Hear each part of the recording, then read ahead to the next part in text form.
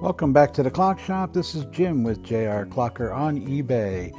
Let's see what happened at the Clock Shop this week. Okay, let's take a look at this first one. This is an Ingraham. It has been cleaned the first time. Again, you guys know I clean them a lot. First thing we're going to do is we're going to take the pendulum wire off. And this one we have to sneak through if we can, because I don't think it will go through the other way. Yes, it will go through the other way. Just enough room. Put that there. Next thing you do is we're going to take our letdown tool, and this one has a fixed spring. Let me show you. A fixed spring in here, so I got to be careful with it. I can't just take the suspension spring off. I have to actually hold the click off when I do this. So I'm going to let it down a little bit now.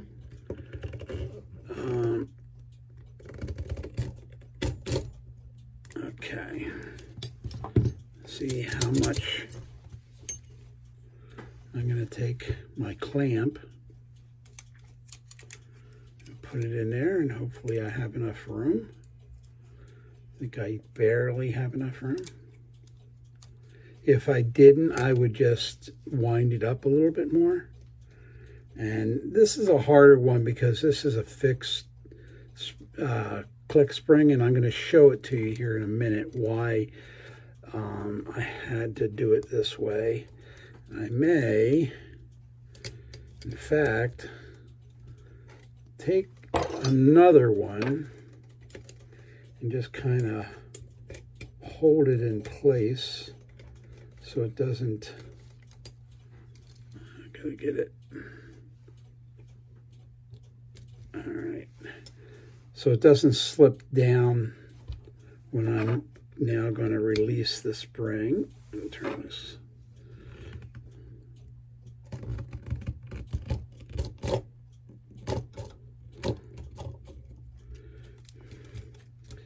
If I can tell you one little hint here, I'm going to move this back here.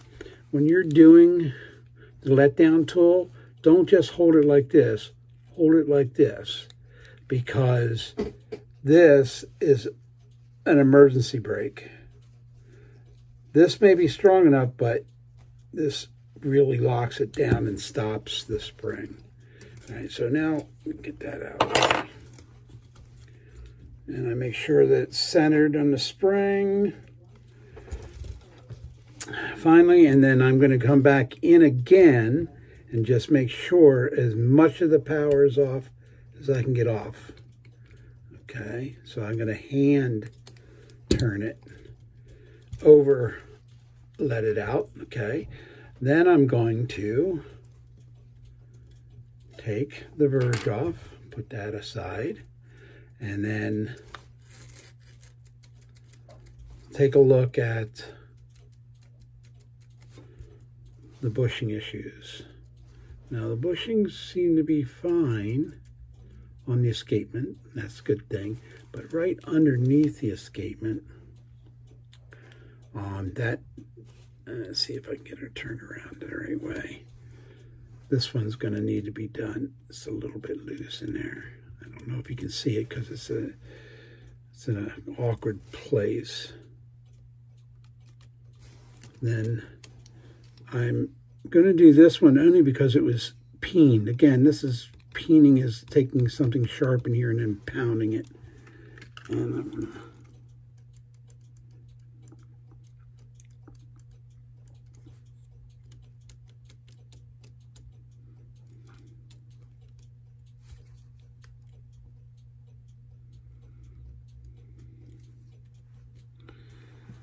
okay.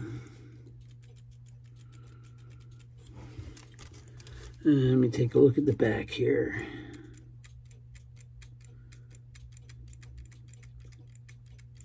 Okay, there's nothing terrible except for the second one here. I'm I'm going to take these off so you can see it better. Okay. Now all I'm doing is I'm holding, in this case, the escapement wheel, just to make sure that I can get some. All right, you can see it was peened here, and it needs a little bit, it needs a bushing there. It was peened here, and this one too, this one and this one. So I'm going to do both of them. It looks like a bushing was done at one point here, and it looks acceptable. Oh, and it looks like there's a bushing done on the other side of the escapement. So the escapement had been done. What I don't like, right now I'm inspecting the teeth on the escapement because I'm not a big fan of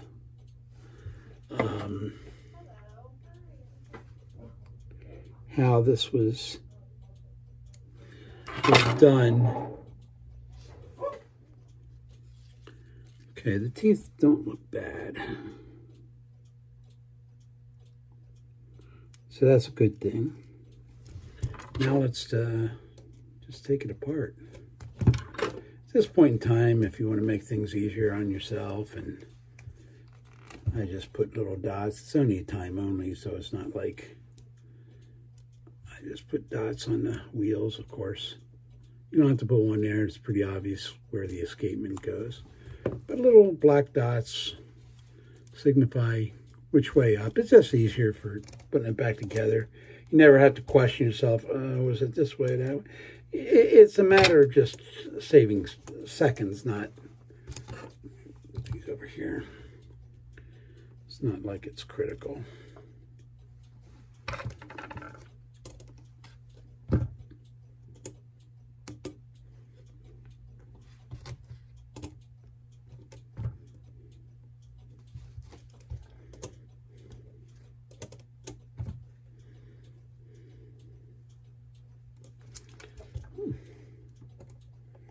This one was, I don't know if it was cross-threaded or something when it was put in, but man, it's much more difficult than I'm used to.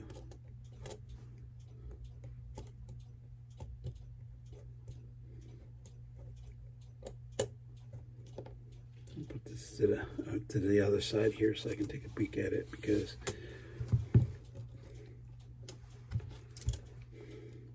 again, maybe just me.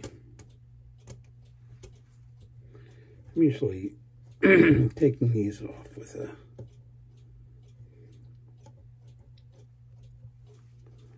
different tool, so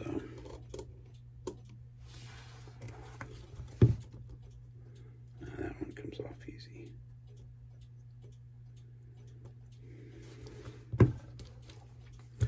Anyway, now don't be surprised if there's a little spring when, you know, zing when you take these off. I try not to have it by that over unwinding, whatever. So I am going to take the opportunity to show you what I was talking about. Ooh, look what I found. Look at all that. So this is why you have to take clocks apart to clean them, because this might have been completely missed. And I don't worry about how many times I clean a clock. So, you know, it'll be cleaned at least twice. And my reasoning is this. Once I do the bushings, even after I burnish the bushings, I put it through the bath one more time, and then I put it together. Anyway, let's get to why this is a little bit more difficult. Oftentimes, this spring can be moved out of the way, so this can be moved out of, moved like this, so I can release the spring. I really don't like you know, the design, but if for some reason I broke this spring, I would probably take a different click spring and have it wrap around to this hole here, and I would tie it down here, but we don't have to do that. It's really nice. It clicks good. So we'll just leave it like it is. The spring actually looks pretty good, so but when we take it out, we'll be able to test it. And testing it, what does testing mean?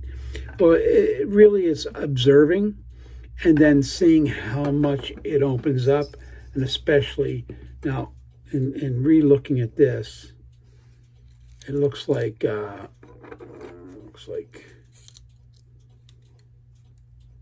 we have some issues that we need to address here. Anyway,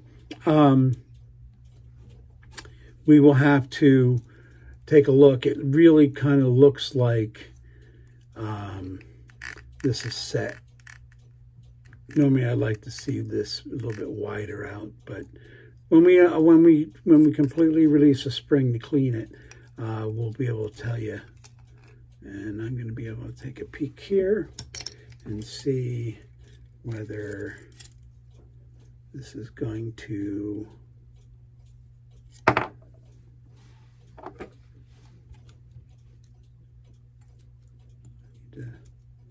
take a peek at this, because this doesn't, I don't like the way that fell off like that. And then this key next to it, I'm just going to make sure that this is secure, because this is a good way to get hurt.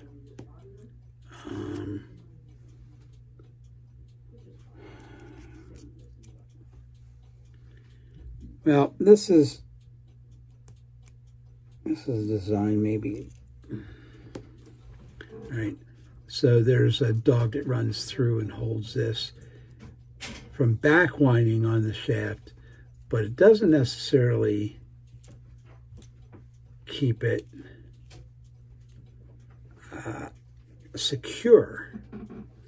And this is not doing it either. That doesn't make it secure either. Okay, because this is where it normally should stop. I'll have to look.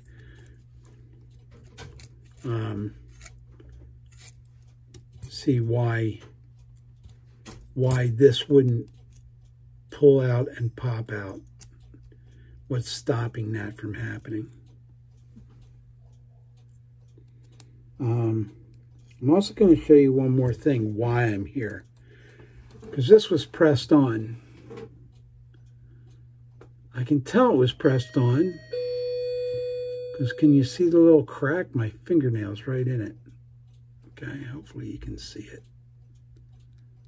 So I have to take a look and see whether I'm actually going to have to find, and I have them this size, I just don't know whether I have one, the inside diameter that will work on this. If not, I'll have to cut and get one here, because I think this was pressed on, cracked, okay, and now is loose in here. And you know, this is the stuff you discover. You don't see this way, the movements up together, but as soon as I saw that crack, I know this was pressed on. Also, I want to show you something else. One of these days I'm going to do a video on it. But while we're here, we might as well look, because Ingraham is a big culprit of this. That same crack that you see here, oftentimes you see on this wheel here, cog, whatever you want to call it. And it will either go between the teeth or right on the tooth, but it will expand. And people, I have a clock right now, I may be having that problem with it. It has a split which has widened it out, which when it goes through the wheel, it stops, and this one goes through this wheel, and it will hang up and stop. So what we have to do then is you can go search for one like this that's fine, or you can actually take this apart, right,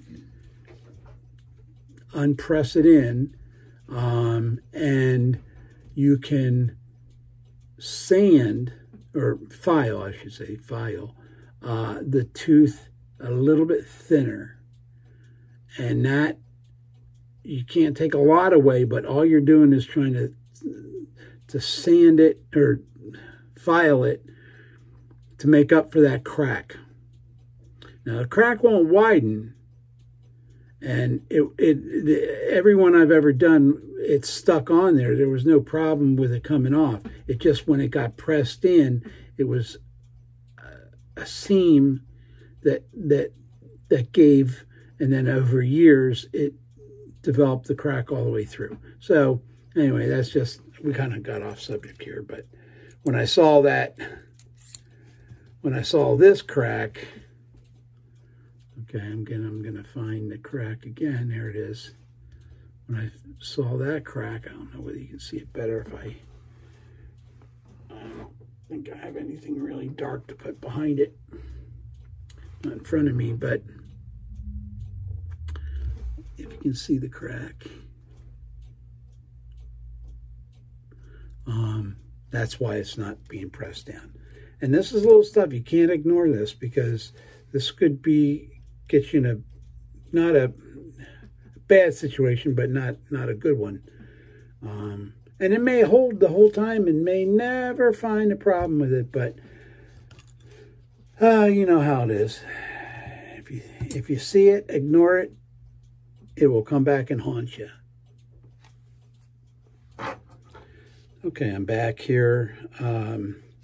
This is the spring. It's pretty set, so he'll be getting a new spring today. Get this out of the way.